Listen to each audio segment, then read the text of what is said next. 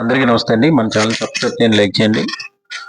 So TTD board chairman B R Naidu గారికి so ఆ స్థానం ఎలా దక్కిందంటే టీవీ5 ఛానల్ అధినేత కనుక జగన్మోహన్ రెడ్డి గారు అధికారంలో ఉన్నప్పుడు ఎప్పుడు కూడా తప్పుడు కథనాలు వైఎస్ఆర్ కాంగ్రెస్ పార్టీ మీద ఆయన స్ట్రోలింగ్లు వేస్తూ బ్రేకింగ్ న్యూస్లుగా పెట్టేవారు. సో ఇది అందరికీ తెలిసినటువంటి విషయం.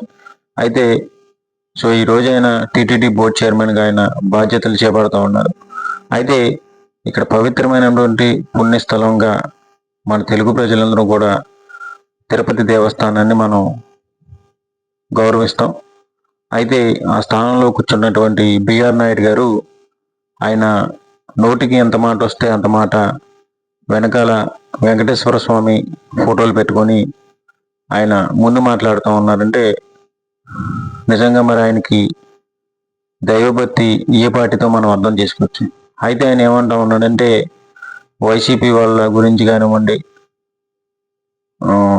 వైసీపీ మహిళ అయినటువంటి ఆర్కే రోజా గారి గురించి డైమండ్ రాణి రోజా అని చెప్పేసి తిరుపతి టెంపుల్లో కూర్చొని ఆయన ఆ విధంగా మాట్లాడుతూ ఉన్నాడంటే మరి ఆయనకి దైవభక్తి ఏ విధంగా ఉందో మనకు తెలుసు. అయితే దీని మీద చంద్రబాబు నాయుడు గారు ఈ పాటికి ఎవరైనా అయితే ఖచ్చితంగా ఆయన్ని మందలించుందరు. కానీ ఎందుకంటే ఇక్కడ టీవీ5 ఛానల్ అధినేత కనుక మళ్ళీ ఆయన లేదనంటే ఇబ్బందులకు మనమే అవుతామని చెప్పేసి చంద్రబాబు నాయుడు గారు బిఆర్ నాయుడు గారు చేస్తున్నటువంటి వైఖరిని చూసి చూడనట్టుగానే వదిలేసినట్టుగానే కొన్ని కథనాలు కూడా వస్తూ ఉన్నాయి.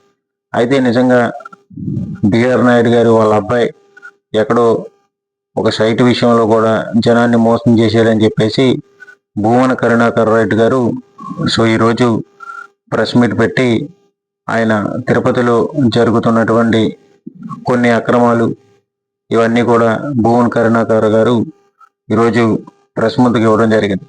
అయితే ఇక్కడ పద్ధతి మార్చుకోవాల్సింది ఎవరంటే బిఆర్ నాయుడు గారు. సో ఆ స్థానానికి ఆయన కరెక్టా కాదనేది మన తెలుగు ప్రజలందరికీ కూడా తెలుసు. ఎందుకంటే ఆ స్థానంలో కూర్చున్నటువంటి ఆయన దైవజ్ఞానం తప్పితే ఇంక రెండో ఆలోచన రాజకీయాలు మాట్లాడే ప్లేస్ కూడా కాదని చెప్పేసి అది మనందరికీ తెలుసు. అయితే ఆ స్థానంలో కూర్చున్నటువంటి నాయుడు గారు మరి అక్కడ రాజకీయాలు ప్రస్తావించడం, ఒక మహిళను పట్టుకొని డైమండ్ రాణి అనడం, ఒక వైసీపీ నాయకుడిని పట్టుకొని వాడు వీడు దుర్మార్గుడు అది ఇంకా అసభ్యకరంగా మాట్లాడడం అనేది ఆ స్థానంలో కూర్చున్నటువంటి బిఆర్ నాయుడు గారికి మంచిది కాదు. సో ఆ స్థానంలో కూర్చున్నటువంటి వ్యక్తి ఎవరైనా సరే దైవజానంలో ఉండాలి. తిరుపతి అభివృద్ధి, వెంకటేశ్వర స్వామి టెంపుల్ చుట్టుపక్కల అంతా సవ్యంగా ఉండాలి అనేది ఎప్పటికప్పుడు పర్యవేక్షిస్తూ ఉండగలగాలి. కానీ అక్కడ కూర్చొని రాజకీయాలు మాట్లాడడం కరెక్ట్ కాదు సార్.